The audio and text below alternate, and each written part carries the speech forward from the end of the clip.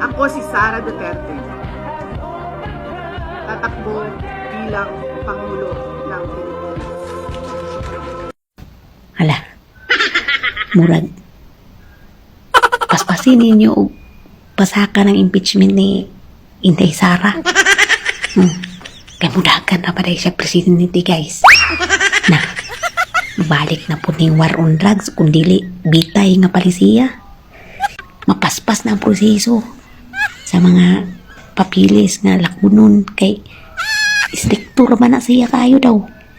Kinahanglan ura-ura din mabuhat ng mga buluhaton sa trabaho. Na, kamo mga trabahante diya sa gobyerno, di na mo magtulog-tulog. Kamo mga pulis, di na mo maglaroy-laroy. Kay masuko raman na siya. Labaw pa man ang Duterte. Na, paspasigin ninyo ng pasakang impeachment kay mabago ng Pilipinas. Umawala ng kriminal o kawatan. Na, paspasigin ninyo na ibagsak ninyo si Sara. Reloy kaayo mga Pilipino. Mabunda na po balik. Mayungay na po kinabuhi sa mga Pilipino. Ug mabalik ni mga Duterte.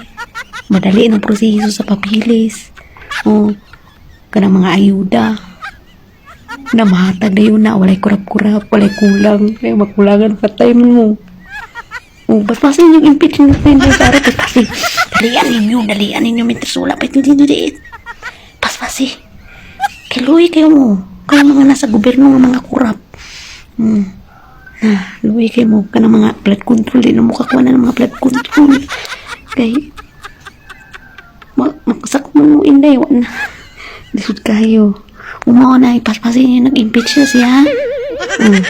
Kaya lang nga paspasin yun. Banat-banatin ninyo. Para mabagsak yun siya. Luwi kayo, mabago na yung Pilipinas, ma-improve ang mga Pilipino, dili na magutom ang mga Pilipino, na di na po mo kakurap kang mga kawatan niya,